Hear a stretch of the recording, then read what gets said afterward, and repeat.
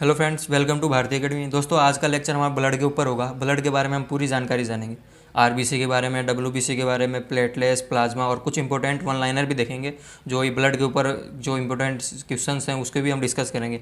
और पिछले last exams के अंदर आए हुए जो भी मोस्ट इंपॉर्टेंट क्वेश्चन है हम वो भी इस लेक्चर के लास्ट के अंदर देखेंगे। तो वीडियो को लास्ट तक देखिएगा और ब्लड के ऊपर आपके जो भी डाउट हैं वो इस वीडियो के अंदर क्लियर हो जाएंगे। और इस लेक्चर में आपके जो एग्ज़ाम के लिए बहुत हेल्पफुल होने वाला है। और इस लेक्चर के बाद ब्लड के ऊपर के जितने भी क्वेश्चन हैं आप उसको आसानी से कर पाएंगे। तो चलिए शुरू करते हैं। ब्लड को हम पहले ब्लड के बारे में थोड़ी जानते हैं, फिर उसके बाद हम आरबीसी, डब्ल्यूबीसी, प्लेटलेट्स और फिर बिम्बाणु उनके सबके ऊपर बात करेंगे। तो ब्लड एक लिक्विड कनेक्टिव टिश्यू है, तरल संयोजी उत्तक। ये पहला उत्तक है जो तरल के रूप में होता है। ये बात ध्यान रखना है कि कौन सा उत्तक जो तरल के रूप में होता है, तो वो क्या है, ब्लड ही है। ब्लड है जो तरल संयोजी उत्तक होता है। ठीक है, अब स्टडी ऑफ ब्लड को क्या कहते हैं, हेमेटोलॉजी। हेमेटो इसके प्रोटीन के कारण इसका नाम पड़ा है। हीमोग्लोबिन है जैसे उसके अंदर, तो उससे हेमेटो हो गया, तो हेमेटोलॉजी। ठीक है, और इसका पीएच कितना होता है, 7.4 पीएच होता है इसका, 7.4। ये बात ध्यान रखना पीएच का। ठीक है, और अमाउंट, वेट, ब्लड का शरीर के अंदर कितनी मात्रा होती है शरीर के अंदर, तो एक स्टैंडर्ड वेट माना जाता है 65 kg। ठीक है, तो उसके अंदर ही 13 या जितना स्टैंडर्ड वेट होता है या जो भी आपका वेट है उससे बस 30 का भाग दे दीजिए। उसमें आपका एक ब्लड का जो भी आसपास का एक है जो रेट पता चल जाएगी। लेकिन फिर भी देखा जाए तो 5 से 7 लीटर के आसपास हमारे शरीर के अंदर ब्लड होता है। ठीक है, ये बात ध्यान रखना। ये चार चीज़ें, लिक्विड कनेक्टिव टिश्यू, ठीक है, study of blood, haematology, blood pH 7.4 और वेट, स्टैंडर्ड वेट 13 का भाग दे देंगे हो जाएगा। ठीक है, चलिए अब नेक्स्ट देखते हैं। अब ब्लड को अगर पार्ट में डिवाइड करें तो दो पार्ट में, एक तो प्लाज्मा और एक ब्लड सेल्स।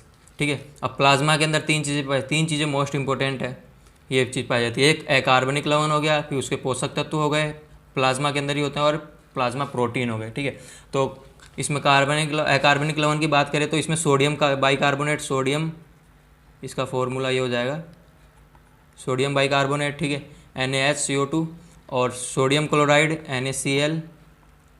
ठीक है, potassium K, calcium Ca, magnesium Mg, iron Fe। तो ये इसके अकार्बनिक लवण है। ये sodium bicarbonate, sodium chloride, potassium, calcium, magnesium, iron हो गया। ठीक है, और अब बात करें पोषक तत्व की। पोषक तत्व क्या क्या होते हैं इसमें, ग्लूकोज, एमिनो एसिड्स, वसीय अम्ल और विटामिन्स, ये इसके अंदर पोषक तत्व हो गए इसके। ठीक है, और ब्लड के अगर प्रोटीन की बात की जाए, प्रोटीन, तो ये 3 तरह के प्रोटीन जो इसमें प्लाज्मा के अंदर पाए जाते हैं, एल्ब्यूमिन, फाइब्रिनोजन और ग्लोब्यूमिन। ठीक है, ये 3 चीज़ों के ऊपर हम आगे भी डिस्कस करेंगे। फाइब्रिनोजन बहुत इंपॉर्टेंट है। ठीक है, अब आता है ब्लड सेल्स। ब्लड सेल्स कौन कौन से हो गए, आरबीसी, डब्ल्यूबीसी, प्लेटलेट्स, और इसके अंदर कुछ हार्मोन्स भी होते हैं। तो इनके ऊपर हम डिटेल डिस्कस करते हैं, आगे कर रहे हैं। ठीक है, बने रहे लास्ट तक। चलिए नेक्स्ट देखते हैं। अब बात करते हैं हम प्लाज्मा। तो पहला हमारा क्या है, प्लाज्मा है जो ये ब्लड का लगभग 50 से 55% होता है। ब्लड का, हमारे जो ब्लड है उसमें 50 से 55% के अंदर तो सिर्फ प्लाज्मा ही होता है। प्लाज्मा है कि अगर प्लाज्मा से ब्लड्स जो भी ग्रेन्यूल्स होते हैं, कणिकाएं होती हैं, अगर उनको निकाल दिया जाए तो ये हल्के पीले रंग का दरो बन जाता है। हल्के पीले रंग का ही होता है ये। ठीक है, तो इसके अंदर आरबीसी होने के कारण ये लाल हमारे को ब्लड दिखता है। ठीक है, तो ये इसके अंदर हल्के पीले रंग का दरो हो गया। और जो ये प्लाज्मा है हमारे पास, उसके अंदर लगभग 90% तो सिर्फ जल होता है। 90% क्या होता है, जल होता है। बाकी शेष में प्रोटीन, शर्करा, वसा, कार्बनिक लवण, जैसे मैं ये बताया ना, ये तीनों चीज़ें यही होती है। बाकी 10%, बाकी 90% तो जल होता है, क्योंकि ये ट्रांसफ़र का कार्य करता है। जैसे प्लाज्मा रक्त में ट्रांसपोर्ट का कार्य करता है। हमारे आरबीसी, डब्ल्यूबीसी ये सब होते हैं, इनको एक अंग से दूसरे अंग में ये ट्रांसफ़र करता रहता है। तो प्लाज्मा ये ट्रांसपोर्ट का कार्य करता है। ठीक है, अब इसमें 3 तरह का प्रोटीन मैंने बताया आपको, एल्ब्यूमिन, फाइब्रिनोजन, ग्लोब्यूमिन। ठीक है, ये हो गए। और फाइब्रिनोजन प्रोटीन है जो रक्त का थक्का बनाने में काम आता है। ठीक है, ये अभी रक्त का थक्का, अब रक्त का थक्का बनाने में काम आता है। तो रक्त का थक्का बनता कैसे है, ठीक है, उसके ऊपर मैं आपको बताता हूँ। जैसे ब्लड क्लॉटिंग, रक्त का थक्का कैसे बनता है। तो रक्त का थक्का जमने के लिए जैसे जब भी हमें चोट लगती है, तो चोट लगने पर क्या होता है, जो हमारी जो चोट लगने में जो क्षतिग्रस्त वाहिनिकाएँ हैं उससे क्या रक्त बहने लगती है। रक्त बहने से जो रक्त में उपस्थित प्लेटलेट्स में है ना, प्लेटलेट्स के अंदर ये थम्बोप्लास्टिन नाम का प्रोटीन है, इसका स्रावन होने लगता है। ठीक है, अब ये थम्बोप्लास्टिन जो कैल्शियम के साथ मिलकर जो हमारे ब्लड के अंदर प्रोथाम्बिन उपस्थित होता है, प्रोथाम्बिन को चेंज कर देती है किसमें, थाम्बिन के अंदर। थम्बोप्लास्टिन कैल्शियम के साथ मिलकर ब्लड के अंदर जो प्रोथाम्बिन होता है उसको थाम्बिन में चेंज कर देती है। थ्राम्बिन है जो ये हमारा थ्राम्बिन है, ये जो प्लाज्मा के जो फाइब्रिनोजन प्रोटीन होता है, अभी मैं 3 तरह के प्रोटीन बताया ना, उसमें से एक ये फाइब्रिनोजन प्रोटीन। इस फाइब्रिनोजन प्रोटीन को ये फाइब्रिन तंतु के अंदर बदल देती है। फाइब्रिन नाम का जो तंतु है, ये एग्लोसिन तंतु होते हैं जो इसके अंदर बदल जाती है। अब ये तंतु मिलकर एक तंतु जाल का निर्माण करते हैं। ये तंतु मिलकर एक तंतु जाल का निर्माण करते हैं, एक जाल बन जाता है। और ये जाल बनने के कारण जो हमारे रक्त कणिकाएं होती है इस जाल से दूसरी पार नहीं जा पाती, बाहर नहीं निकल पाती, जिससे क्या है वहाँ पर ब्लड क्लोटिंग हो जाती है, रक्त का थक्का बन जाता है। ठीक है, आई होप समझ में आया होगा आपको। प्रोथाम्बिन कैल्शियम के साथ मिलकर थम्बोप्लास्टिन कैल्शियम के साथ मिलकर प्रोथाम्बिन को थाम्बिन में बदलती है, और थाम्बिन है जो प्लाज्मा को फाइब्रिनोजन प्रोटीन होता है उसको फाइब्रिन तंतु के अंदर बदलते हैं, और ये तंतु मिलकर एक जाल बनाते हैं और जाल से रक्त का थक्का बनता है। ठीक है, चलिए नेक्स्ट चलते हैं। अब आरबीसी के ऊपर बात करते हैं। आरबीसी को ही अब एक और नाम है क्या, इरिथ्रोसाइट। आरबीसी को ही कहते हैं इरिथ्रोसाइट। अब इसका जीवन काल कितना होता है, लगभग 120 दिन का जीवन काल होता है। 120 दिन के आसपास तक ये जीवित रहती है, और मतलब ये एक्टिव रहती है, उसके बाद ये नष्ट हो जाती है। ठीक है, और इस संख्या की बात करें तो 50 से 55 लाख प्रति घन मिलीमीटर है, प्रति घन एमएम के अंदर ये 50 से 55 लाख इनकी संख्याएं होती है आरबीसी कणिकाओं की। और इनका आकार ये गोल भी होता है, हल्का चपटे होते हैं, चपटा थोड़ा हल्का सा दबे हुए और गोल होते हैं। इनका निर्माण अस्थि मज्जा के अंदर, अस्थि मज्जा हमारे बोन मेरो के अंदर हमें इसका निर्माण होता है, बोन मेरो। लेकिन अगर बात करें भ्रूण अवस्था के अंदर बच्चों में ही इनका ब्लड का निर्माण कहाँ होता है, लीवर के अंदर होता है।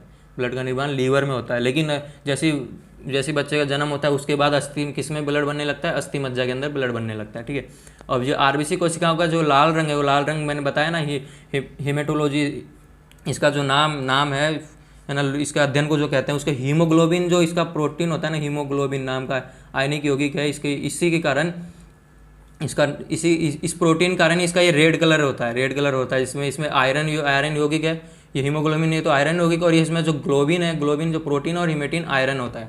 तो ये ग्लोबिन और हीमेटिन मिलकर हीमोग्लोबिन बना है, जो ये इसका प्रोटीन हो गया। ठीक है, ऑक्सीजन के अब ये H भी है तो हीमोग्लोबिन हो गया, और ये O2 के साथ सहयोग करके ऑक्सी हीमोग्लोबिन बनाते हैं। O2 के साथ सहयोग करके ये ऑक्सी हीमोग्लोबिन बनाते हैं, लेकिन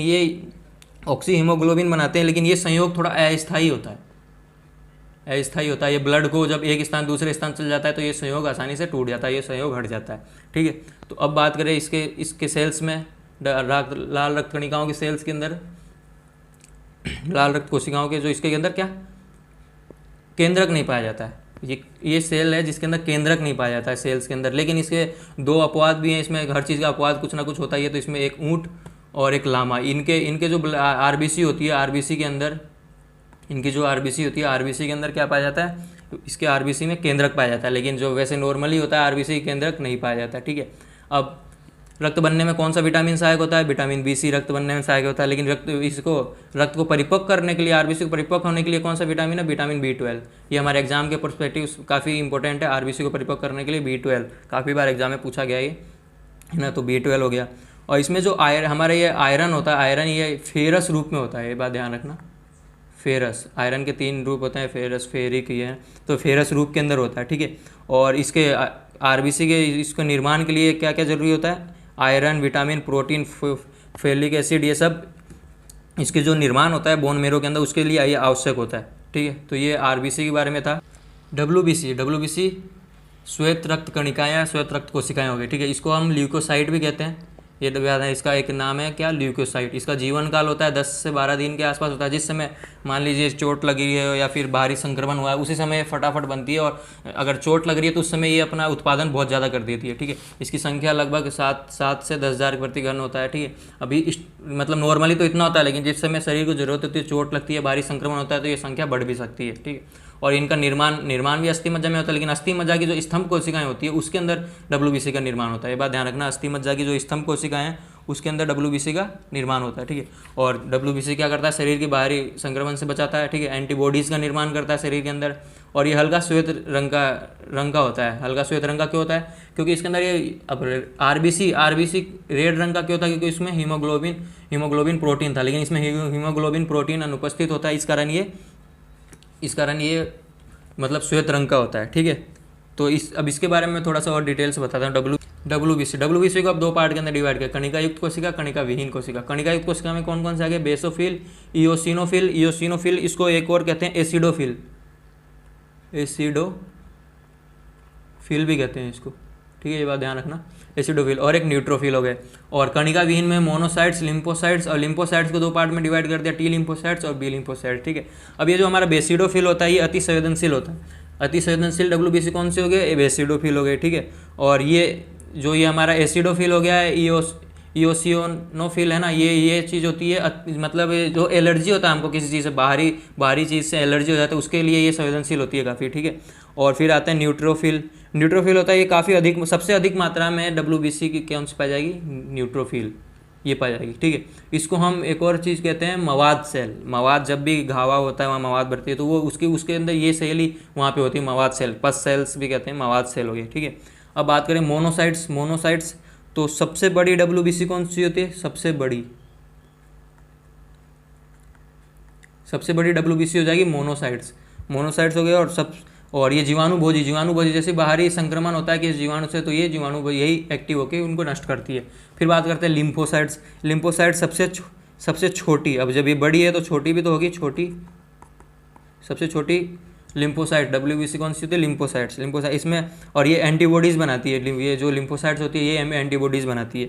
और ये टी लिम्फोसाइट्स होती है, ये परिपक्व कहाँ होती है, ये परिपक्व होती है थाइमस ग्रंथि में। इसलिए हम थाइमस ग्रंथि को हम कोशिकाओं का ट्रेनिंग स्कूल भी कहते हैं। ये बात ध्यान आया हुआ एग्जाम में, कोशिकाओं का ट्रेनिंग स्कूल कौन सी ग्रंथि को कहते हैं, थाइमस ग्रंथि को, थाइमस ग्रंथि, ठीक है। थाइमस ग्रंथि को हम कोशिकाओं का ट्रेनिंग स्कूल कहते हैं। तो चलिए नेक्स्ट चलते हैं, बिम्बाणु प्लेटलेट्स, ठीक है। अब इसका सेकेंड नाम क्या है, थ्रोम्बोसाइट्स। इसकी संख्या कितनी है, 3 से 4 लाख के आसपास इसकी संख्या है। और जीवन देखा जाए 7 से 10 दिन का होता है। और निर्माण कहाँ होता है, ये अस्थि मज्जा में इसका निर्माण होता है, ठीक है। तो अब रक्त का थक्का जमने के लिए सबसे मेन इंपॉर्टेंट चीज़ होती है ये प्लेटलेट्स ही, क्योंकि प्लेटलेट्स से थ्रोम्बोप्लास्टिन नाम का प्रोटीन स्रावित होता है। अब ये थ्रोम्बोप्लास्टिन प्रोटीन कैल्शियम के साथ मिलकर प्रोथ्राम्बिन को थ्राम्बिन में परिवर्तित कर देता है। जैसे मैंने अभी पहले ब्लड क्लोटिन का बताया, मैंने रक्त का थक्का कैसे जमता है वहाँ बताया मैंने। अब इसको केवल 7 दिन तक ही संग्रहित किया जा सकता है, कि ओनली 7 दिन तक, ठीक है। और एक बात और, ये डेंगू के समय किसकी कमी होती है, प्लेटलेट्स की कमी हो जाती है। डेंगू के समय प्लेटलेट्स की कमी होती है। और लगभग 50,000 यहाँ पे है ना, 3 से 4 लाख के MM के आसपास ये ब्लड के अंदर होता है। लेकिन अगर ये 50,000 से कम हो जाता है तो फिर हमें ब्लड चढ़ाना पड़ता है, ये प्लेटलेट्स चढ़ाना पड़ता है। तो इसलिए ये डेंगू के अंदर क्या होता है, इसकी कमी हो जाती है, और ये कम होने पर फिर हमें ब्लड चढ़ाना पड़ता है। चलिए नेक्स्ट देखते हैं। अब ये कुछ इंपॉर्टेंट वर्ड्स हैं, मतलब इंपॉर्टेंट वन लाइनर भी कह सकते हैं, जो एग्जाम में पूछ जाते हैं। WBC का बढ़ना क्या कहता है, ल्यूकेमिया हो गया, जिसके ल्यूकेमिया मतलब ब्लड कैंसर होता है, उस समय क्या आता है, WBC बढ़ जाती है, RBC नहीं बढ़ के ब्लड के अंदर WBC संख्या बढ़ जाती है, ठीक है। तो ये ब्लड कैंसर के अंदर होता है। और WBC का घटना, इसको ल्यूकोपेनिया कहते हैं। ल्यूकोपेनिया जब एड्स रोग होता है तो हमारा क्या, प्रतिरक्षी क्षमता कम क्यों हो जाती है, क्योंकि उस समय WBC कम हो जाती है। WBC कम हो जाएगी तो जो बाहरी संक्रमण होगा उससे, या बाहरी रोग होगा, या शरीर के अंदर भी जो रोग होगा उससे कौन लड़ेगा, लड़ने के लिए WBC तो कम पड़ जाएंगे। कम पड़ने के कारण फिर क्या हो जाएगा, इंसान बीमार हो जाएगा। बीमार होने से उसकी डेथ हो सकती है, या और भी मतलब वो जल्दी ठीक नहीं हो पाएगा, ठीक है। और सबसे बड़ी RBC की किस्म होती है एम्फीबियंस, उभयचर होते हैं, जो उनके अंदर सबसे बड़ी RBC पाई जाती है, ठीक है। और सबसे छोटी बात की जाए तो मस्क डियर होती है, ये कस्तूरी मर्ग कहते हैं इसे, उसके अंदर सबसे छोटी RBC पाई जाती है, ठीक है। पलिया, RBC का कब्रिस्तान, RBC जब RBC बताया था ना मैंने, 120 दिन तक इसका जो लाइफ सर्कल होता है वो 120 दिन का होता है। तो इस 120 दिन का कहाँ मरने, जब मर जाते हैं इनकी जो अवशिष्ट होता है, अवशिष्ट जो होती है वो कहाँ जाती है, पलिया के अंदर, पलिया, जो इसको RBC का कब्रिस्तान भी कहते हैं। और एक बात, जो ऑक्सीजन ये है O2 है जो, और एक कार्बन C कार्बन जो है ऑक्सीजन से तुलना में 200 गुना तेज़ी से घुलनशील होता है ब्लड में। इस कारण देखेंगे आप कि Ca मतलब कार्बन मोनोऑक्साइड जल्दी घुलनशील हो जाता है, ब्लड के अंदर घुलनशील होता है, जिससे क्या होता है कि स्वीट डेथ, एक कहते हैं स्वीट डेथ की बात पता चला। रात को सोए दिया ये सब जला के, गाँव में देखे होंगे कि दिए हुए जलते हैं, वे घर में रहते हैं, तो रात को सोए उसके बाद पता सुबह उठे ही नहीं, तो वो उसको कहते हैं स्वीट डेथ, ठीक है। वो इसके कारण ही होता है, क्योंकि वो CO कार्बन मोनोऑक्साइड है जो ब्लड में उसकी मात्रा काफ़ी अधिक हो जाती है, ठीक है। तो ये हमारा थोड़ा लेक्चर था पूरा इसके ऊपर, ठीक है। अब हम बात करेंगे ब्लड ग्रुप इसमें इंपॉर्टेंट टॉपिक एक है, ठीक है। और उसके ऊपर हम नेक्स्ट लेक्चर के अंदर बात करेंगे, जिसमें हम blood group A, B, O जितने भी और RH फैक्टर जो भी होता है उसके बारे में पूरा डिस्कस करेंगे। फिर और प्रीवियस ईयर क्वेश्चन होंगे उसको भी हम देखेंगे, ठीक है। तो चलिए कुछ इंपॉर्टेंट क्वेश्चन है उसको हम देखते हैं।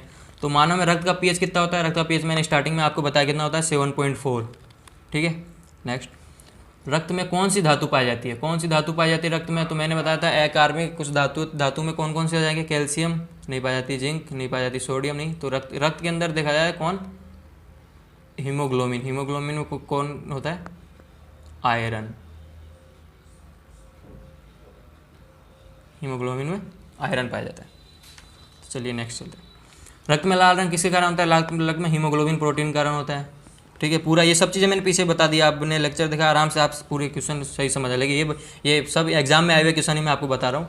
किसके कारण रक्त का थक्का जमता है, रक्त का थक्का मैंने बताया था फाइब्री थम्बोप्लास्टिन है। थम्बोप्लास्टिन जो प्रोटीन का स्रावन होता है वो कैल्शियम के साथ मिलकर प्रोथाम्बिन में आता है। और प्रोथाम्बिन क्या करता है, प्रोथाम्बिन है जो थ्राम्बिन में चेंज होता है। थ्राम्बिन क्या होता है, फाइब्रिनोजन, ये था फाइब्रिनोजन को चेंज करता है किसमें, फाइब्रिन तंतु के अंदर। फाइब्रिन तंतु, फिर फाइब्रिन तंतु से तंतु निर्माण होता है। तो ये क्या हो जाएगा, रक्त का थक्का जमाने कौन आता है, फाइब्रिन। आरबीसी किस नाम से जाना जाता है, आरबीसी को किस नाम से जाता है, इरिथ्रोसाइट। इसका सेकंड नाम क्या है, इरिथ्रोसाइट्स, आरबीसी का। और ये ल्यूकोसाइट किसका होता है, डब्ल्यूबीसी का। और थ्रोम्बोसाइट्स किसका हो जाएगा, प्लेटलेट्स का। ठीक है, और ये लिम्फोसाइट्स, ये डब्ल्यूबीसी का ही एक टाइप है, लिम्फोसाइट्स। ठीक है, और नेक्स्ट देखते हैं, आरबीसी का जीवन काल कितना होता है। आरबीसी का जीवन काल मैंने बताया आपको 120 दिन का होता है। इसके बाद ही इसकी डेथ हो जाती है, डेथ मतलब आरबीसी नष्ट हो जाती है। और ये कहाँ जाता है, स्प्लिन, पलीहा के अंदर चल जाती है, जो इसको आरबीसी का कब्रिस्तान भी कहते हैं। हीमोग्लोबिन किसका महत्वपूर्ण घटक है, हीमोग्लोबिन किस में पाया जाता है, हीमोग्लोबिन दोनों मिलकर हीमोग्लोबिन प्रोटीन का निर्माण करते हैं। ये किसका, आरबीसी का महत्वपूर्ण घटक है, जिसके कारण ये रंग इसका कैसा होता है, लाल होता है। और डब्ल्यूबीसी में इसकी उपस्थित होने के कारण इसका रंग कितना कैसा होता है, श्वेत होता है। ठीक है, नेक्स्ट चलते हैं। आरबीसी का कब्रिस्तान किसे कहते हैं, आरबीसी का कब्रिस्तान मैंने अभी आपको बताया, स्प्लिन, पलीहा को आरबीसी का कब्रिस्तान कहते हैं। आरबीसी के परिपक्व होने में कौन से विटामिन की सहायता होती है, आरबीसी के परिपक्व होने में कौन से विटामिन की सहायता होती है, विटामिन B12 की सहायता लेते हैं। विटामिन B12 आरबीसी के परिपक्व होने के लिए सहायक है। ठीक है,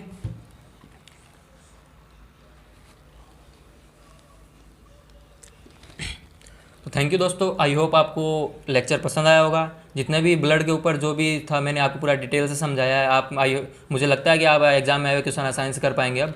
और अगर आपको वीडियो पसंद आया होगा तो लाइक, कमेंट और शेयर करना ना भूलें। ठीक है, और आप वीडियो के बारे में जो भी आपका सजेशन होगा वो आप कमेंट करके बता सकते हैं। और अभी तक आपने हमारे चैनल को सब्सक्राइब नहीं किया है तो आप सब्सक्राइब करके बेल आइकन को प्रेस कीजिए, जिससे नेक्स्ट वीडियो के जो नोटिफिकेशन होगा वो आप तक पहुंच सके। नेक्स्ट वीडियो हम ब्लड ग्रुप के ऊपर बनाएंगे। ठीक है, और अभी अगर आप हमें यहाँ फॉलो भी कर सकते हैं, इंस्टाग्राम, फेसबुक। और इसको जो लेक्चर की PDF है उसको लेने के लिए आप हमारा टेलीग्राम चैनल है वो ज्वाइन कर सकते हैं, जिसकी लिंक आपको वीडियो के डिस्क्रिप्शन के अंदर है।